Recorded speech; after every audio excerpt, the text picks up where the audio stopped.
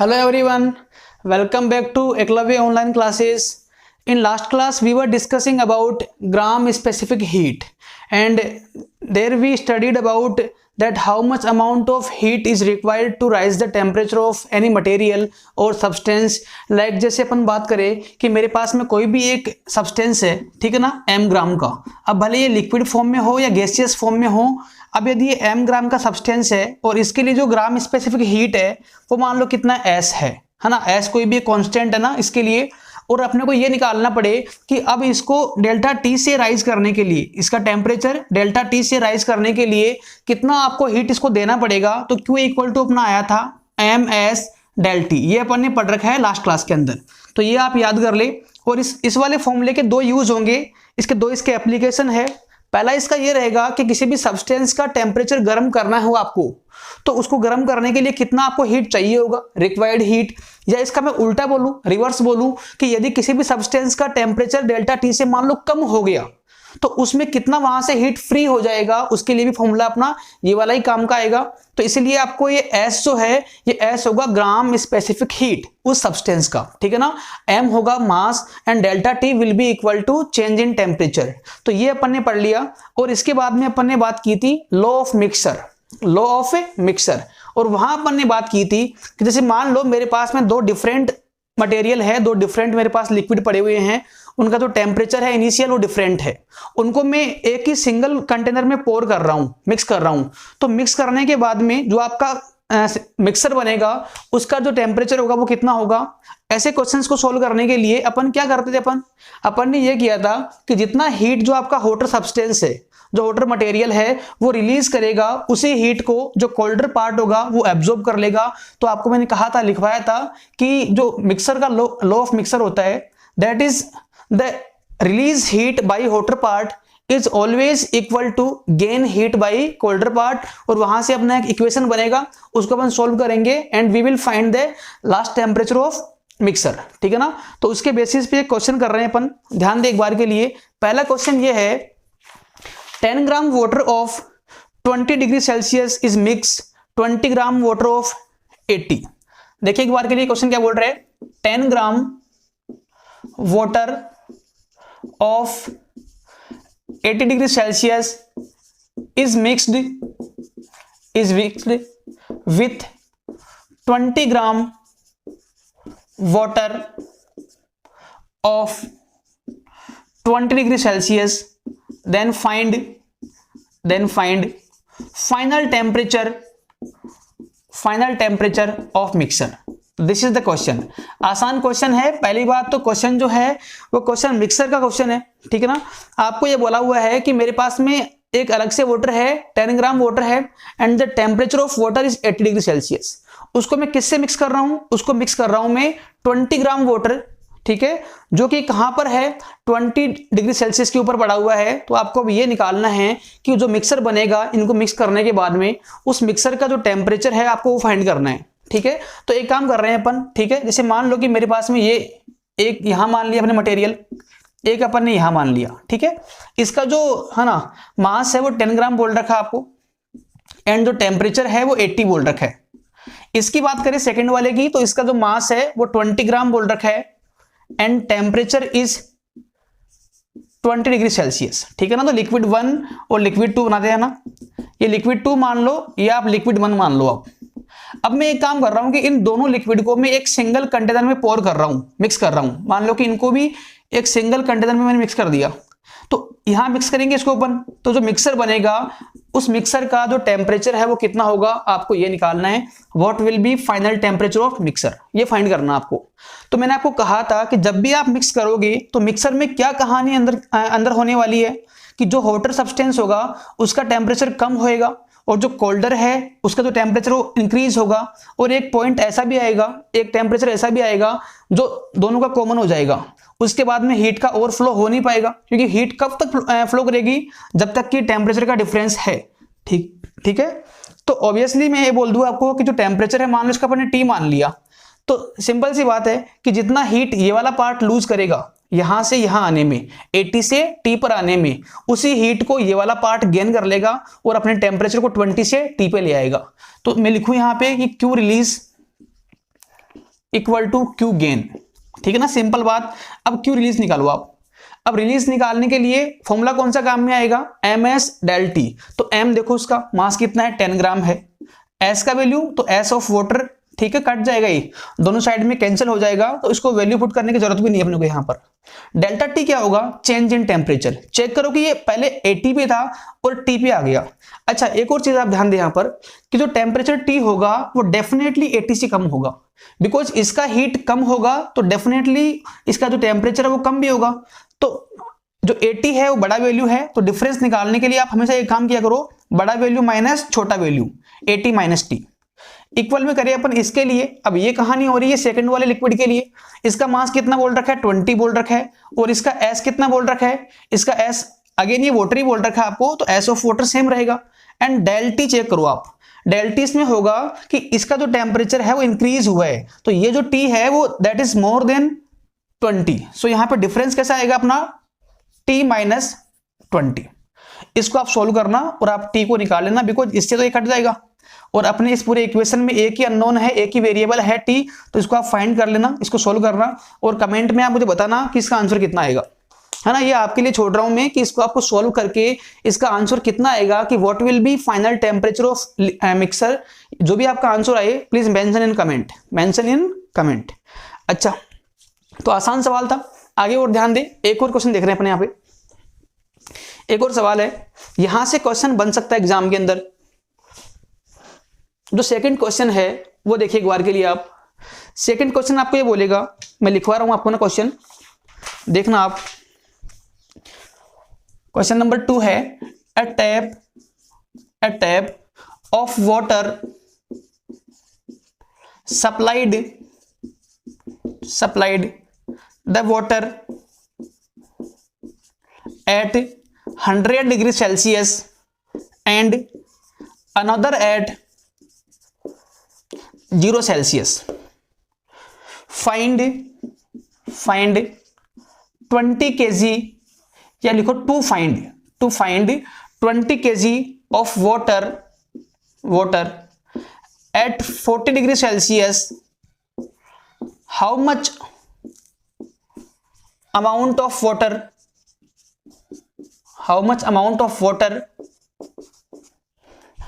have to be taken from individual taps. ध्यान दे, पहली बात तो क्वेश्चन की लैंग्वेज क्या है और क्वेश्चन में आपको निकालना क्या है। देखो एक बार के लिए कि आपको ये बोलना चाह रहा है कि दो टैप है, दो पानी के नल है ना। जो पहला टैप है उसका जो टेम्परेचर जो वहां से पानी बाहर आ रहा है उसका टेम्परेचर कितना बोल रखा है आपको, 100 बोल रखा है, ठीक है। और एक और अनदर टैप है, उसमें से जो पानी बाहर आ रहा है वो कितने पे आ रहा है, 0 पे आ रहा है।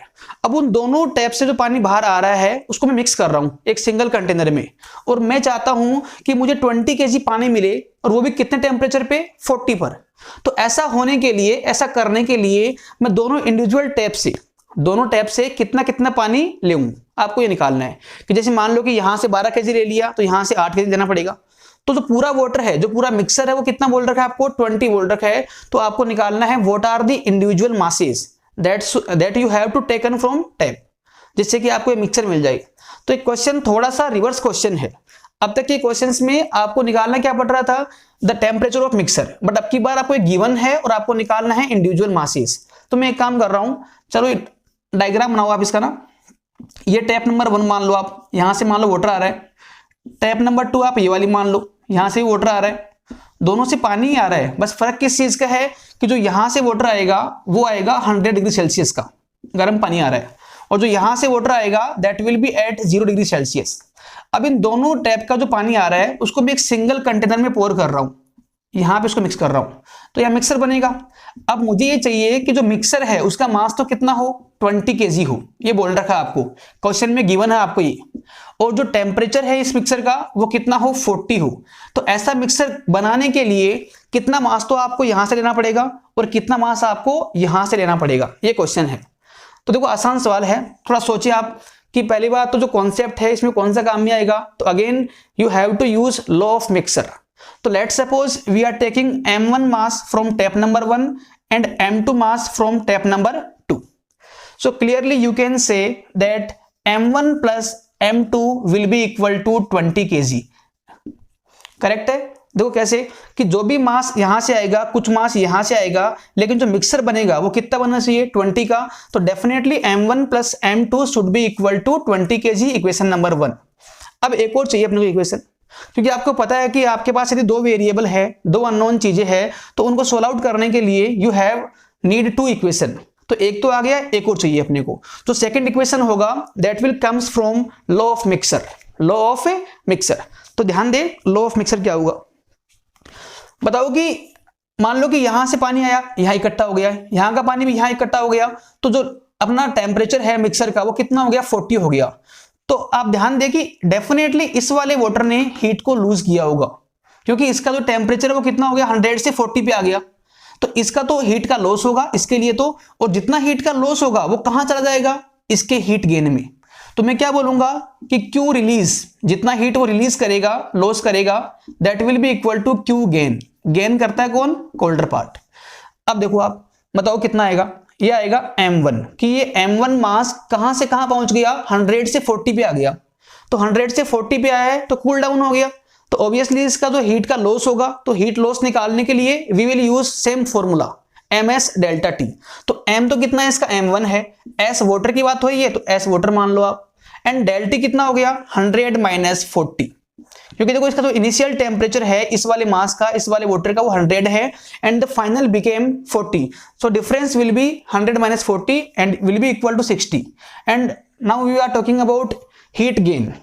सो heat will gain by this liquid, so this will be equal to m2, again this is water, so here also will be sw, and delta t will be 40 minus 0, 40 minus 0, because इसका जो heat है इसने heat gain किया है, इसीलिए इसका जो temperature है 0 से 40 बना है। इससे कैंसिल आउट हो जाएगा, इससे कैंसिल हो जाएगा, यहां पर आएगा 60 m1 और यहां पर आएगा 40 m2, 40 m2।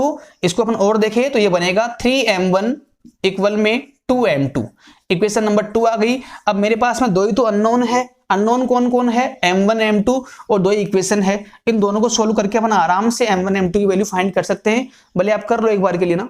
देखो आप यहां से m2 कितना आ रहा है, यहां से m2 आएगा 3/2 m1, तो उसको मैं यहां रखूं तो m1 plus m2, m2 is equal to 3/2 m1, 3/2 m1, and this is equal to 20. So now this will be equal to 5/2 m1 is equal to 20.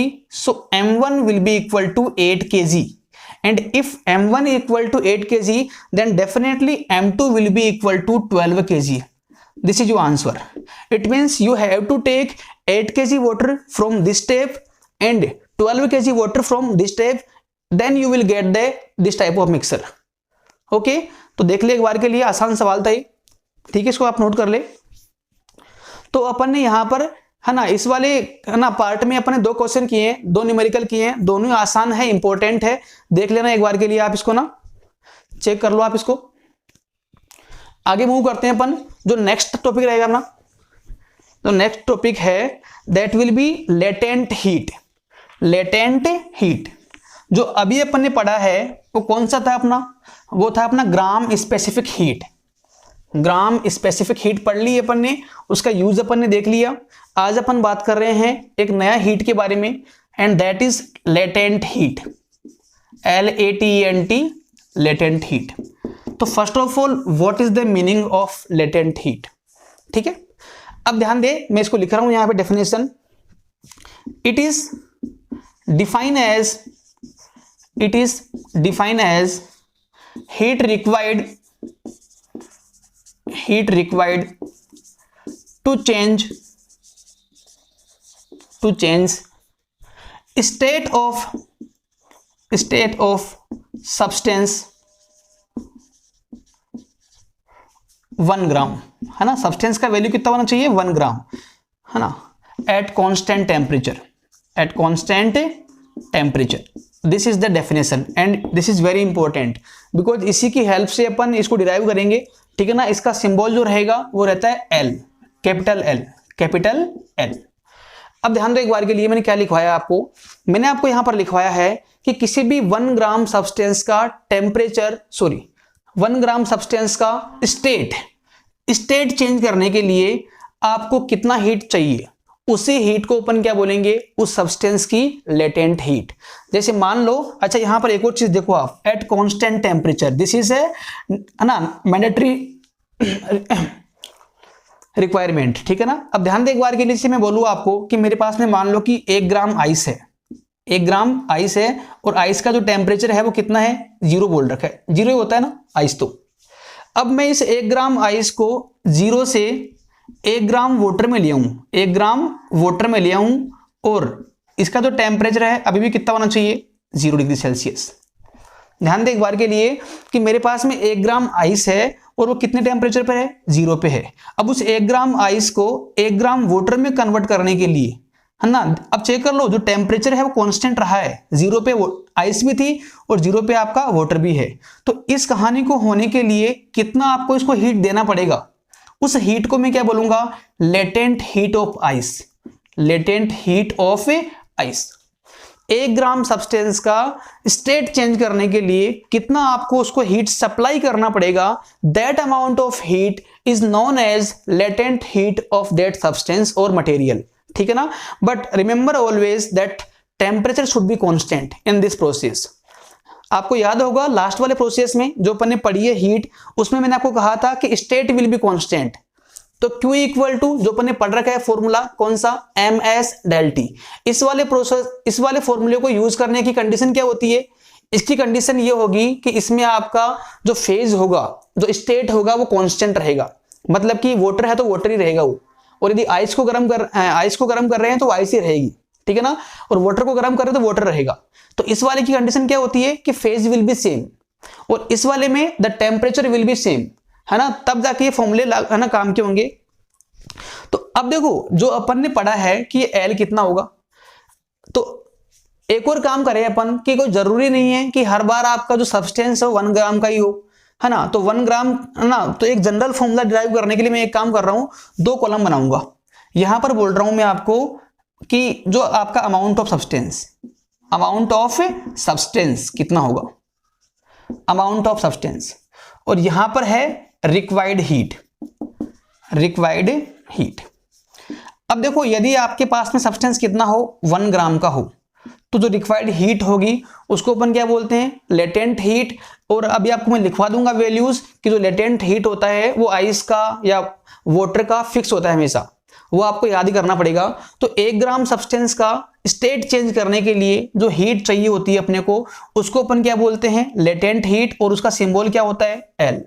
But मान लो कि मेरे पास में जो सब्सटेंस का अमाउंट है वो 1 ग्राम नहीं है, कुछ भी हो सकता है, एम ग्राम मान लो उसको आप। तो यदि एम ग्राम की बात करें अपन, तो एम ग्राम के लिए जो आपको हीट रिक्वायर्ड होगा वो कितना होगा, एम इंटू एल। तो यहां पर जो फॉर्मूला आ गया अपना क्यू रिक्वायर्ड का, क्यू रिक्वायर्ड वो अपना कितना आ गया आपका, एम इंटू एल। लो भाई, और ये फॉर्मूला होगा जब भी किसी सब्सटेंस का फेज चेंज होगा। फेज का मतलब क्या होता है कि वो सॉलिड से लिक्विड में आए, या फिर वो लिक्विड से क्या आए, गैस में आए।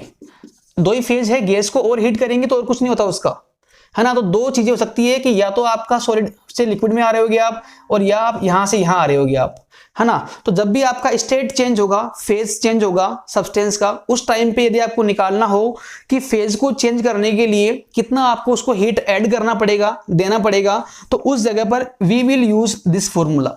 And if you want to change the temperature then you have to go through this formula. तो हीट के 2 फॉर्मूले आ गए मेरे पास में, एक तो ये वाला ms del T और एक ये वाला m into L। ये वाला काम में आता है whenever the state is changing and this will be useful when the temperature will be change, ठीक है ना। But always remember the condition of these formulas. The condition of this formula is that state should be same. Same state में काम होना चाहिए कि water को गर्म कर रहा हूं तो वाटर ही रहना चाहिए। यदि वाटर को मैं इतना गर्म कर दिया कि मान लो वो गैस बन गया, वेपर बन गया, तो वहां पर ये फॉर्मूला काम का नहीं होगा, है ना। फिर वहां पर अपन क्या करेंगे वो अपन बाद में डिस्कस करेंगे, है ना। और इस वाले में क्या होने वाला है, इस वाले में आपका जो टेम्परेचर है वो कांस्टेंट रहेगा, 0 से 0 ना। अच्छा, अब देखो फेज चेंज 2 जगह हो सकता है, तो या तो आपका सॉलिड से लिक्विड में होगा या लिक्विड से गैस में होगा, ठीक है ना। ओके, चलो एक काम करें अपन कि मान लो मेरे पास में आइस है ना, आइस है। तो आइस है, उस आइस को मुझे वाटर में लेके आना है। ये आइस जो है वो 0 के ऊपर ही है एंड इसको मुझे वाटर में लेके आना है। तो वाटर में लेके आने के लिए आपको उसको Q equal to M into L आपको हीट देना पड़ेगा। तो आइस जब वाटर में आएगा तो आपको उसमें हीट देना पड़ता है, वहां आपको हीट सप्लाई करना पड़ेगा। बट मैं आपको उल्टा बोलूं कि मान लो वाटर है और वाटर आइस में आ गया, वाटर आइस में आ गया, तो इसके लिए क्या करना पड़ेगा आपको, इस टाइम पे इस प्रोसेस में आपका हीट फ्री होगा, यहां से आपका हीट फ्री होगा। दोबारा बोल रहा हूं मैं कि यदि प्रोसेस आपका आइस टू वाटर जा रहा है, सिस्टम आपका आइस टू वाटर कन्वर्ट हो रहा है, तो वहां पर ऐसा होने के लिए हीट आपको ऐड करना पड़ता है।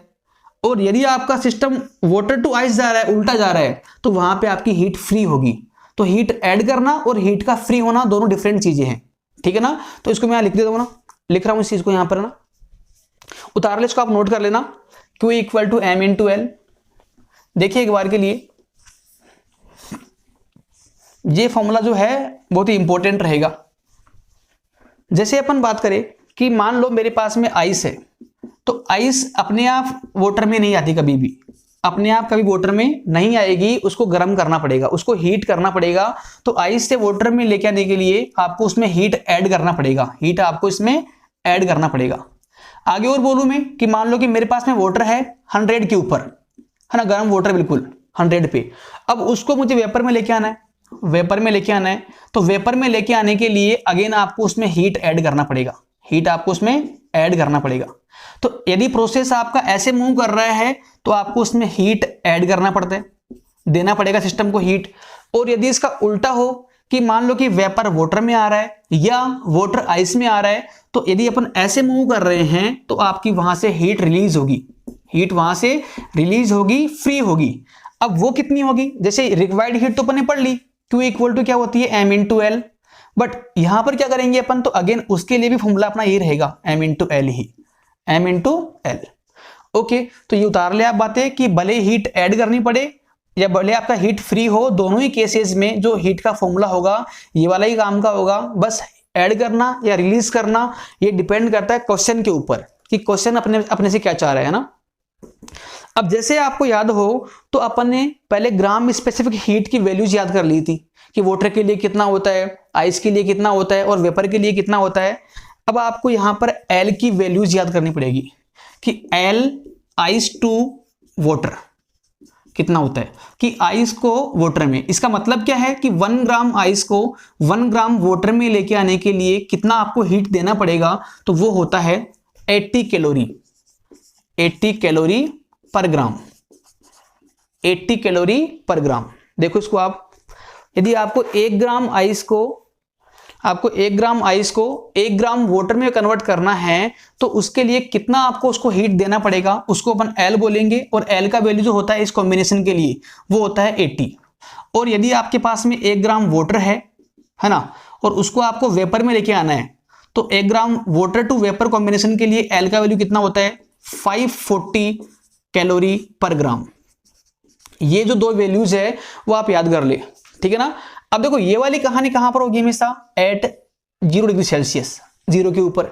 और जो ये वाला कहानी है वो कहां पर होगा, एट 100 डिग्री सेल्सियस। अरे ऑब्वियस सी बात है यार कि वाटर वेपर में कब आता है, जब उसको अपन 100 तक गर्म कर देंगे, 100 की बियॉन्ड गर्म करेंगे ना, तो अब आपका वाटर वेपर में आना स्टार्ट हो जाएगा। जब तक पानी का टेम्परेचर 100 नहीं होगा तो वेपर में कन्वर्ट नहीं होगा वो। बट यदि आपका वाटर जो है ऑलरेडी 100 पे आ चुका है और अब यदि उसको मैं फर्दर हीट करूंगा तो अब आपका वाटर जो है that will convert into vapour. तो ये वाला जो ट्रांजिशन है वो 100 पे होता है और जो ये वाला ट्रांजिशन है वो 0 के ऊपर होता है। इसको होने के लिए इतना हीट चाहिए होता है और इसको होने के लिए इतना हीट चाहिए होता है पर ग्राम के लिए, 1 ग्राम के लिए, ठीक है ना। तो दोनों वैल्यूज आप याद कर ले।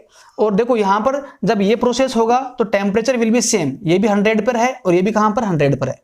यहां पर भी जो टेम्परेचर वो कांस्टेंट है, 0 पे है और ये भी किस पर, 0 पर। तो दोनों बातें आप याद कर ले। और एक सवाल देखिए आप, जो अपन सवाल करने वाले हैं that is a very good question. इस क्वेश्चन को यदि आपने ढंग से समझ लिया तो अब तक की पूरी कहानी जो अपन ने पढ़ा है कैलोरीमेट्री के अंडर में सारा आपको समझ में आ जाएगा इस क्वेश्चन की हेल्प से। तो लिखिए आप क्वेश्चन को क्वेश्चन है how much heat is required, how much heat is required to convert 10 gram water, 10 gram ice at minus 40 degree Celsius into 100 degree Celsius of water, 100 degree Celsius of water. This is a question. अब इस question में सारे doubt आपके ना आपको मालूम पड़ जाएंगे, आपके जो डाउट है सारे आपके ना क्लियर हो जाएंगे। इसमें देखो आप इसमें आप चाहते क्या हो, अपन इसमें ये चाह रहे हैं कि मेरे पास में स्टार्टिंग में 10 ग्राम आइस है जो ऑलरेडी कहां पर है, -40 पर है।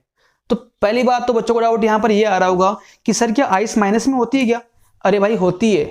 आप जम्मू जाओ, जम्मू कश्मीर जाओ, वहां पर आइस का जो टेम्परेचर है वो नेगेटिव में भी हो सकता है, 0 पे तो अपने यहाँ होती है। आइस कहीं जगह पर सर्दियों में माइनस में पहुंच जाती है, तो आइस जो है वो कहां पर है, -40 के ऊपर है। अब उस -40 वाली आइस को मुझे कहां पर लेके आना है, 100 डिग्री सेल्सियस ऑफ वाटर बनाना है मुझे, मतलब कि उस सब्सटेंस को मुझे यहां तक ट्रांजिस्ट करना है, कन्वर्ट करना है। तो definitely you have to add some heat, अपने आप नहीं होगा। अब ये हीट कितना होगा आपको ये निकालना है कि उस वाले पूरे सिस्टम को, सब्सटेंस को यहां से यहां लेके आने में how much amount of heat you have to add, that's the question, that is the question. तो स्टार्टिंग करते हैं अपन। तो देखो यहां पर आपको बोल रखा है कि 10 ग्राम आइस है और वो कहां पर है, -40 के ऊपर रखी हुई है ना, ये मान लो आइस है -40 के ऊपर है। अब बताओ कि मेरे को ये पता है और आपको आना कहां पर है, आपको आना है 10 ग्राम वाटर पे, 10 gram water at 100 degree Celsius, मतलब कि उसको मुझे इस यहां लेके आना है, ऐसा करना है। तो definitely you have to add some heat. Now the question is that what amount of heat you have to add, this is the question. अब सोचे कि जो आपने फॉर्मूले पढ़ रखे हैं पहले, ms del t या m इंटू एल, उनकी बाउंडेशन क्या होती है? ms डेल्टा टी की बाउंडेशन ये होती है कि उसमें आपका जो स्टेट है वो सेम रहेगा, और m इंटू एल वाले फॉर्मूले की बाउंडेशन क्या होती है कि वहां पर जो टेम्परेचर है वो कांस्टेंट रहेगा। अब यदि अपन इन दोनों को देखें यहां से यहां, तो आप चेक करो कि आइस जो है वो किस फॉर्म में होता है, that is in solid form, और वाटर क्या होता है, लिक्विड। तो यहां से यहां मतलब कि आपका फेज चेंज हो गया, सॉलिड टू लिक्विड। बात करें टेम्परेचर की तो -40 पर है, 100 पे, वो भी चेंज हो गया। मतलब कि यहां पे दोनों चेंज हो रहे हैं, यहां पे जो स्टेट है वो भी चेंज हो गया और जो टेम्परेचर है वो भी चेंज हो रहा है। तो अब क्या करें अपन, अब तो अपन कोई भी फॉर्मूला अपन लगाने के लिए अपन एलिजिबल नहीं है ना, क्योंकि दोनों फॉर्मूले में एक एक बाउंडेशन होती है कि एक चीज सेम होनी चाहिए, कांस्टेंट होनी चाहिए। बट यहाँ पे इस ट्रांजिशन में तो सब कुछ चेंज हो गया। तो you have to break into parts, you have to do this question in several steps. एक बार में नहीं होगा, एक बार में मेरे पास ऐसा कोई फॉर्मूला नहीं है जिससे आपको यह मालूम पड़ जाए कि यहां से यहां आने में कितना आपको हीट लगेगा। तो इस वाले क्वेश्चन को सोल्व करने के लिए आप इसको पार्ट्स में ब्रेक करें, और ब्रेक करने के लिए ऐसा करो आप कि एक काम करूं मैं कि मैं इसको हीट करूंगा, तो हीट करते ही क्या सडनली क्या ये यहां से यहां पहुंच जाएगा क्या? सोचने की बात है कि मैंने मान लो इसको हीट किया, तो हीट करते ही थोड़ी बहुत हीट में भी क्या ये सिस्टम यहां से यहां आ जाएगा क्या? नहीं, वहां पे बहुत सारी कहानियां होगी, है ना, अंदर ही अंदर। तो देखो क्या कहानियां होती है यहाँ पर कि पहले अपन इसको हीट करेंगे तो 10 ग्राम जो आपका आइस है उसका टेम्परेचर बढ़ेगा, और बढ़ के वो कहां पर आएगा, 0 पे आ जाएगा। तो एक स्टेप तो ये वाली हो जाएगी। इसके बाद ध्यान दो, इसको मैं फर्दर हीट करूंगा, उसको मैं और हीट करूंगा, तो अब आपका आइस तो बन चुका है 0 का।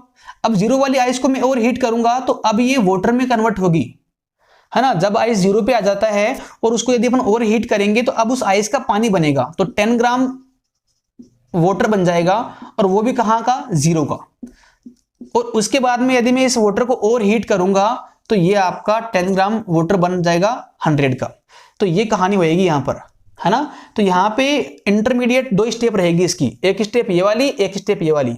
मींस कि सडनली गर्म करते ही पहली बार में ही आपका सिस्टम यहां से यहां नहीं पहुंच जाएगा, पहले ये कहानी होगी, फिर ये कहानी होगी, और फिर ये कहानी होगी। तो मान लो कि यहां से यहां लेके आने के लिए आपने जो हीट दिया मान लो कितना है, Q1 है, और यहां से यहां लेके आने के लिए जो हीट ऐड किया आपने देना पड़ा वो मान लो कितना है, Q2 है, और यहां से यहां का जो हीट है वो मान लो कितना आपका Q3 है। कितना मान लिया अपन ने, Q3 मान लिया। अब आपको ये निकालना है कि पूरा हीट कितना होगा यहां से यहां तक का, तो जो आपका नेट हीट है क्यू नेट, वो ऑब्वियसली कितना होगा Q1 plus Q2 plus Q3। अच्छा एक और चीज देखो, आप यहां पर आपको मालूम पड़ रहा होगा कि इनको ऐसे ब्रेक करने से एक फायदा मुझे और हो गया कि देखो जब मैं ये Q1 निकालूंगा तो चेक करो कि इसमें स्टेट सेम रह गई ice to ice, but temperature increases. तो यहाँ पे टेम्परेचर चेंज हो रहा है, तो कौन सा फॉर्मूला काम में आएगा, ms del T। यहाँ की बात करूं तो यहाँ पर देखो ये आपका जो टेम्परेचर है कॉन्स्टेंट है 0 to 0, बट इसका स्टेट चेंज हो गया। तो ये जो होगा Q2 वो कहां से मालूम पड़ेगा अपने को, m इंटू एल से। फिर अगेन देखो आप यहाँ पर जो है स्टेट सेम है, वाटर टू वाटर है, बट टेम्परेचर इंक्रीज हुआ है, तो यहां पर कौन सा फॉर्मूला काम में आएगा, ms डेल्टा टी। तो इसका एक फायदा ये भी हुआ। तो कभी भी क्वेश्चन ऐसा आए तो आपको उनको ऐसे ब्रेक करना पड़ेगा हमेशा। अब देख लो Q1 निकालो आप, Q1 होगा, इसमें देखो स्टेट सेम है और टेम्परेचर बढ़ रहा है, तो हीट निकालना है कि यहां से यहां आने में कितना हीट कंज्यूम होगा, तो इसके लिए फॉर्मूला काम में आएगा ms del T, ठीक है ना। और Q2 की बात करें तो Q2 यहां से यहां की कहानी है, इसमें जो टेम्परेचर है वो कांस्टेंट है और जो फेज चेंज हो गया, तो फेज चेंज होता है तो कौन सा फॉर्मूला काम में आता है, m इंटू एल, तो यहां पे आएगा m इंटू एल। इसकी बात करें तो अगेन यहां पर वाटर टू वाटर है, फेज सेम है एंड टेम्परेचर इसका बढ़ गया है, तो यहां पर काम में आएगा ms again del T। Now put values, m है मास, मास कितना आपका 10 ग्राम है, तो इसको आप लिखो 10 ग्राम, ऐसे लिखो 10 ग्राम। s, अब बताओ कि वाटर का, अच्छा ये s किसका काम नहीं आएगा, जो s है वो आइस का है। चेक करो आप यहाँ पे सब्सटेंस कौन सा है, आइस, पता है क्या आपको। और आइस के लिए है ना ग्राम में स्पेसिफिक हीट कितना होता है, तो मैंने आपको लिखवाया था कि आइस के लिए होता है 0.50 कैलोरी पर ग्राम डिग्री सेल्सियस। मैंने पहले भी कहा था आपको कि जब भी आप वैल्यूज पुट करो तो उनका जो यूनिट है वो भी आप वहां पे लिख दिया करो, उससे आप गलती नहीं करोगे कभी भी, है ना। यहाँ पर आइस का काम में आएगा बिकॉज आइस का ट्रांजिशन हो रहा है यहाँ पर, into delta T. Delta T कितना आपका -40 से आप 0 पे आ गए, तो डेल्टा टी कितना हो गया 40 डिग्री सेल्सियस, डिफरेंस कितना आ गया 40 का आ गया। आगे और ध्यान दे एक बार के लिए, m इंटू एल पर, अब मैं यहां पर आ गया, अब m into L mass same रहेगा। अरे जब वो आइस 10 ग्राम की थी तो ये आइस भी कितनी 10 ग्राम की होगी और ये भी कितना होगा 10 ग्राम का होगा, तो मास तो पूरे प्रोसेस में सेम रहेगा, तो मास का वैल्यू है 10 ग्राम अगेन, और इंटू एल आएगा यहां पर। बताओ कि एल कौन से कॉम्बिनेशन का आएगा, तो देख लो आप आइस टू वाटर कन्वर्ट हो रहा है, तो आइस टू वाटर के लिए m कितना होता है, तो ये आपका होता है 80 कैलोरी। कितना होता है आपका 80 कैलोरी पर ग्राम, ये होता है एल का यूनिट, प्लस अगेन देखो आप ms del T, देखो आप चेक करो अगेन m तो वही 10 ग्राम है। अब चेक करो कि यहाँ पर s मतलब कि चेंज किस में आ रहा है, वाटर के टेम्परेचर में आ रहा है, तो वाटर के लिए s का वैल्यू कितना होता है 1, और डेल्टा टी देखो आप वो कितना है आपका 100 है। डेल्टा टी क्या होता है, चेंज इन टेम्परेचर 100 है। अब देखो ग्राम से ग्राम कटेगा, डिग्री सेल्सियस से डिग्री सेल्सियस कटेगा, यहाँ पर ग्राम से ग्राम कटेगा, यहाँ भी कट जाएगा ना, तो आप चेक करो कितना आएगा, ये आपका आ जाएगा, ये आपका आएगा 200, तो यहां बनेगा इसका ना, सोल्व करना है इसको आप, और ये बनेगा 800 और आगे बनेगा आपका कितना 1000। तो कितना आपका आंसर आ गया, आपका आंसर आएगा 2000 calorie, 2000 calorie, this will be your answer. तो आपका जो नेट हीट है उस सिस्टम को, सब्सटेंस को यहां से यहां ट्रांजिस्ट करने में कितना आपको हीट देना पड़ेगा 2000 कैलोरी, तब जाके वो आइस जो है नेगेटिव -40 की वो वाटर में कन्वर्ट होगी 100 वाले में, ठीक है ना। तो पहली बात तो कि मुझे यहां से यहां लेके आना है, तो मेरे पास ऐसा कोई फॉर्मूला नहीं है सिंगल फॉर्मूला जिसकी हेल्प से मैं आंसर निकाल लूंगा डायरेक्टली। तो अब क्या करें अपन, तो अब क्या करेंगे अपन, इसको अपन पार्ट्स में ब्रेक करेंगे, और ऐसे ब्रेक करेंगे कि या तो इसका स्टेट सेम रहे या इसका जो टेम्परेचर है वो सेम रहे, क्योंकि मुझे ये फॉर्मूले काम में लेने हैं, और इनको काम में लेने के लिए जो कंडीशन है वो इनके ना फॉलो करनी पड़ेगी अपने को। तो ये अपन ने कर लिया, इसको आंसर निकाल लिया, and this will be answer. तो जैसे ये अपना लेटेंट हीट है ना पूरा हो गया, कंप्लीट हो गया। तो कहीं ना कहीं जो कैलोरीमेट्री टॉपिक था अपना, जिसमें अपन ने बात की ग्राम स्पेसिफिक हीट के बारे में और लेटेंट हीट के बारे में, ये आपका ऑलमोस्ट पूरा हो चुका है। यदि आप चाहोगे तो अपन क्वेश्चंस और कर लेंगे इसके ऊपर, इनके बेसिस पर। अब यदि आप चाहते हो कि क्वेश्चन अपन और करें तो please mention in comment section, तो मैं आपको क्वेश्चंस कराऊंगा, और वरना जो अपना नेक्स्ट टॉपिक रहेगा वो अपन पढ़ाई करेंगे नेक्स्ट क्लास के अंदर, ठीक है ना। और यदि आपको यहाँ कुछ डाउट आ रहा हो न्यूमेरिकल्स में, थ्योरी पार्ट में, then please mention in comment section, definitely I will try to solve your query. Okay, good night, stay safe.